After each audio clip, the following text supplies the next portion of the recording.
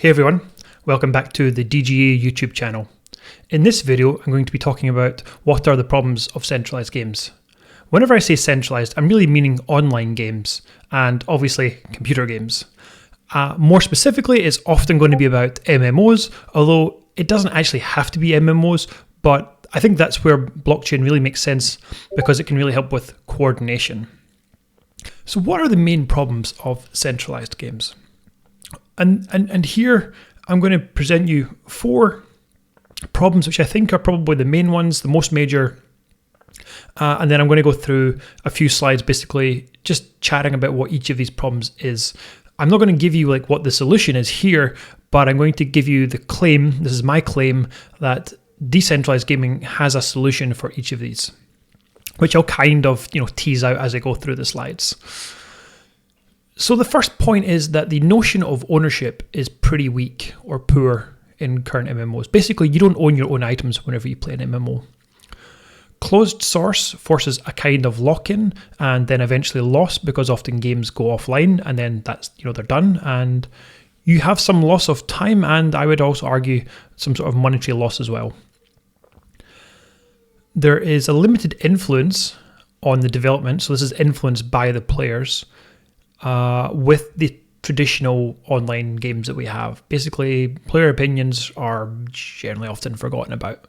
Not always true, but I think it's definitely something that could be improved. And then the last one, it's a topic that I describe it as action verification. And it's really about cheating and preventing cheating.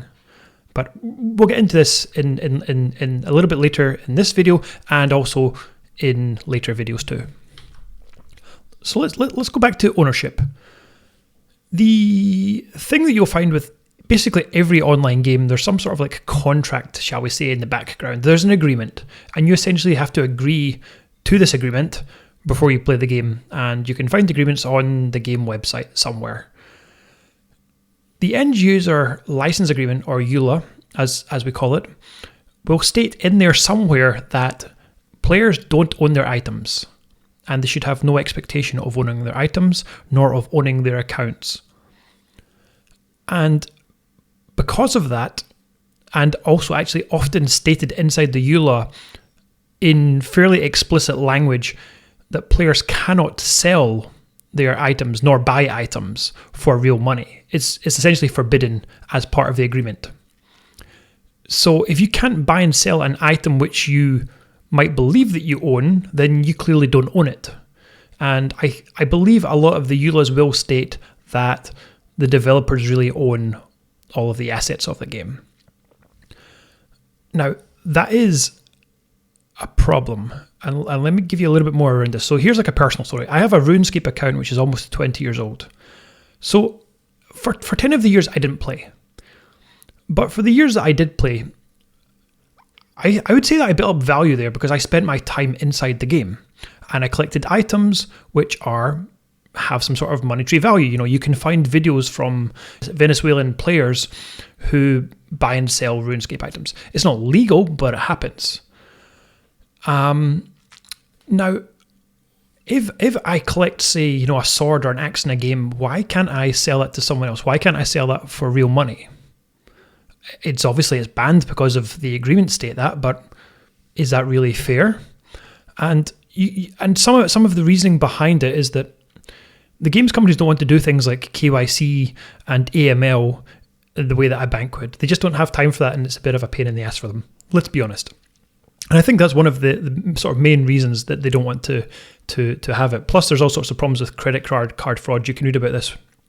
It was even like a specific factor for RuneScape all those years ago when they introduced the Grand Exchange, and they stopped like player trading inside the game. So they even stopped like player-to-player trading. But anyway, that's another story.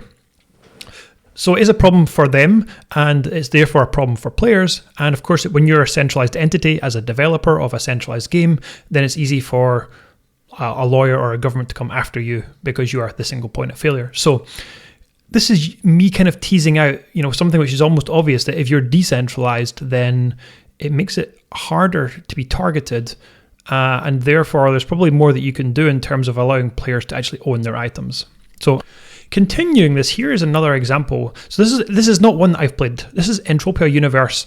I think everyone's heard about it.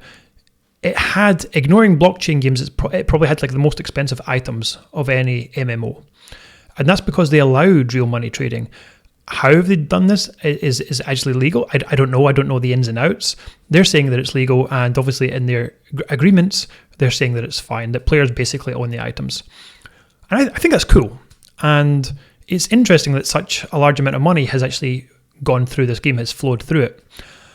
Now, the big problem here is that it is centralized. So if the developers were to go bust or to somehow just disappear, that money that's in the game will essentially just disappear. It's not like the data is public and you can just take it off of the servers and move it somewhere else, as you could with a blockchain, for example. So again, this is also kind of showing you the problem with the centralized old games and a little bit about where we can go with, blockchain or decentralized gaming.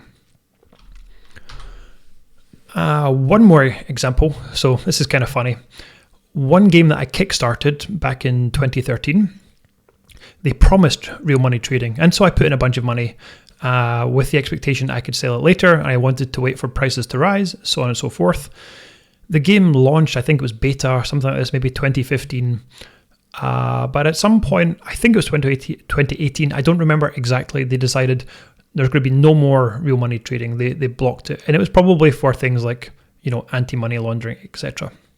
But either way, the developers had to go back upon their promise. And that now means that any money inside that game is now locked inside that game. So that means I've lost money because I have money in the game that I didn't sell in time before the trading restrictions. And so this is a real problem for ownership. I thought I owned my items. I was promised that I owned my items back in 2013, but clearly I do not. And for me, this is like one of the biggest personal lessons in terms of, really seeing that there is a problem with centralized games and having a real strong desire to do something about that. A bit like Vitalik. I think everyone knows that Vitalik used to play World of Warcraft and he lost some sort of sword in World of Warcraft, and then on the back of that he invented Ethereum. It's a nice story, and I think it kind of illustrates the power of decentralized technology, decentralized networks like blockchains. So I've kind of given some hints of this already, but MMOs are typically closed source. Both the code itself is not made available publicly, and the licenses governing the intellectual property and the code itself are also basically closed. So you're not supposed to reverse engineer it, as I mentioned here, and you are generally not really allowed to, create tools or mods for it. I know that's not entirely perfectly true. Sometimes it is fine, but often in so many cases the developers are not supportive, often because tools can be used for cheating or giving an unfair advantage. But of course, what happens whenever the developers go bankrupt and the game stops functioning? That means an entire community will just disappear because they don't have access to the code. Now, yes, players have, reversed engineered games. For example, with Star Wars Galaxies, now 18 years later, the game still goes, but it's purely community driven. The developers no longer exist, basically. But I'm not sure that that's the norm for MMOs. And it also puts them into a bit of a grey zone legally, because they're not supposed to be doing it. It has survived, the current Star Wars Galaxies games, but it doesn't feel like it's the best way to be. And I think this is where things could be improved with decentralized gaming, because it is naturally open source. And the value is only partly in the code, but really the value is more in the execution and the community around the game. And I think that's something that people are afraid of when they're coming from the closed source traditional gaming world. This here is another kind of obvious example of what I've said. I didn't play World of Warcraft, but I know of this story. One of the most popular World of Warcraft servers, this is one which was a private server run by the community, and people really enjoyed it, but it was forced to shut down in 2016 because of basically copyright infringement. And then shortly after that, Blizzard released World of Warcraft Classic. And this again it shows what happens whenever you have something which is closed source in terms of license, that players are locked in to a particular game, like Warcraft, or in this case, they have a community server, but then they run the risk of it being shut down because of copyright infringement. And whenever it's shut down, that means all of your time and all of your items that you have in this game, any money that you might have invested in the game, are therefore lost. And that doesn't feel like the right way to do things. And it also kind of underscores this lack of influence. And that brings me neatly on to the topic of governance, and that is players have limited input on the game direction. We all know what it's like when you go into forums of computer games. Often it's people bickering, and often the bickering is completely unhelpful. We know that. We've all probably done it. I know that I've done it. I know that not every comment that I've made has been super helpful.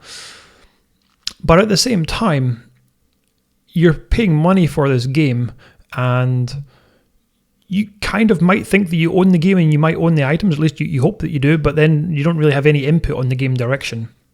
Of course, you could stop paying for the game. This is voting with your wallet. But for me, that's a very blunt approach. It's kind of like an all or nothing approach, very binary. And I don't think it makes a lot of sense.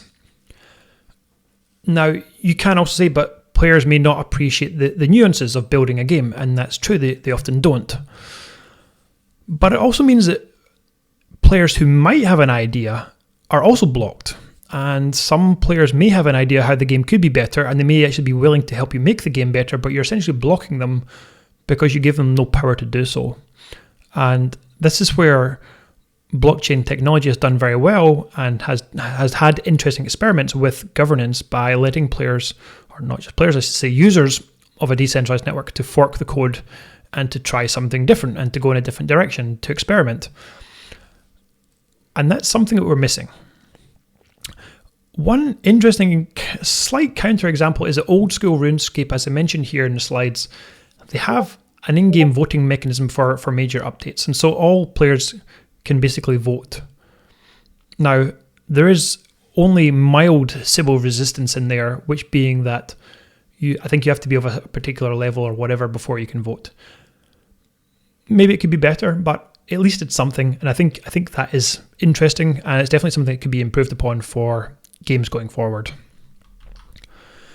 Lastly, I'm going to just chat here a little bit about action verification, which is really relating to cheating. I have this belief that the game servers are probably not doing enough to actually verify actions. It's still very common to see things like speed hacks and lag hacks, and in general, actually, item duplication.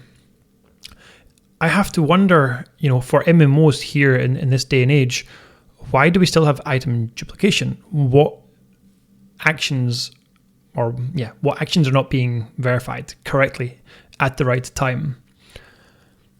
Of course, the developers can look at the database after time and say, oh yeah, we had duplicated items, and then they can try to fix it. But generally that's a problem, because in the meantime, there could have been legitimate trades between legitimate people who thought that they had a real item. They didn't know that somewhere down in the past, in the history, it was actually a fake item. So you can't really remove that item. And this is something that happened with RuneScape. They had a bunch of items duplicated, but now that they are essentially in legitimate hands, they have no way to remove it, because then they would upset a lot of the player base. And to me, this suggests that not enough is being done to prevent the hacks and the duplication attacks in the first place.